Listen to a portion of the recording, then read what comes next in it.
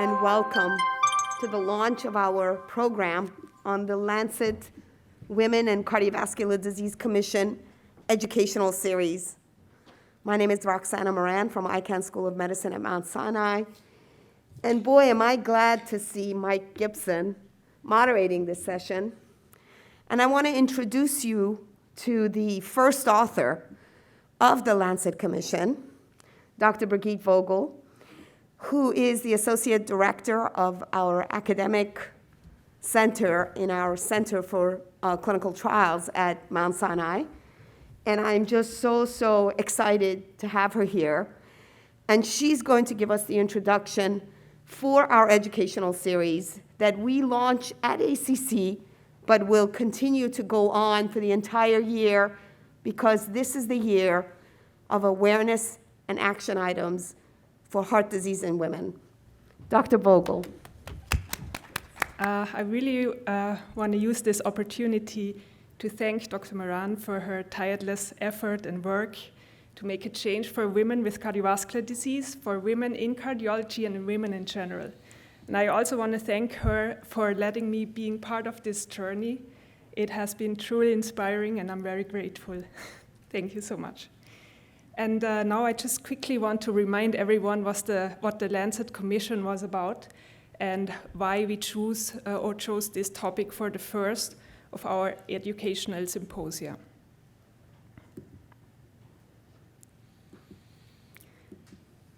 So the aims of the Commission were to reduce the global burden of cardiovascular disease in women by 2030, to promote cardiovascular health and improve outcomes for women worldwide, to identify existing evidence and especially gaps in cardiovascular research, treatment, access to care, and prevention for women.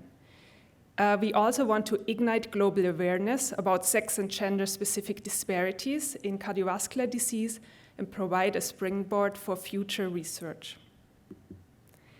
This is the lead, Dr. Moran, and our senior advisors, Dr. Acevedo, Dr. Barry Mertz, and Dr. Maas. And this is the whole group of commissioners. We were 17 members from all over the world, and we have been working together since 2018. So in our report, we highlighted data that showed that the decline in cardiovascular disease mortality has slowed. And in some countries, the cardiovascular disease mortality has even increased in women. So this is an alarming trend, and it's not the only one. We have observed also that there is an increase in recent years for myocardial infarction in younger women. So on the left, you see data from France showing that in women less than 65, the admission with acute coronary syndrome has increased. And also in the US, the proportion of women less than 55 years old has increased among women with myocardial infarction. So women are still less likely to receive guideline-recommended treatment. And this includes, but is not limited to, antithrombotic therapy, to lipid-lowering agents, but also to invasive management. Importantly, and this has been shown repeatedly, especially for younger women, that the mortality is increased compared to men when they experience a myocardial infarction. We have also identified young women as one of the vulnerable population that we should put our focus on because myocardial infarction in this population is increasing. It is associated with especially poor prognosis, and we also, when we reviewed the literature and evidence, we saw that the prevalence of smoking is high in young women. So therefore, we recommended to engage healthcare providers and empower women to assess and recognize cardiovascular disease risk. We need research to develop improved risk assessment and understand the underlying pathophysiology of acute myocardial infarction in young women, but in women in general, and the associated excess mortality risk. Smoking cessation should be one of our major targets.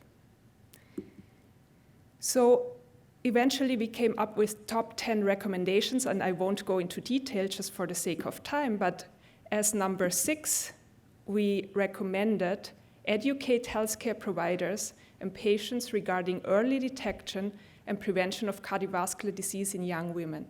And that is part of what we are doing today.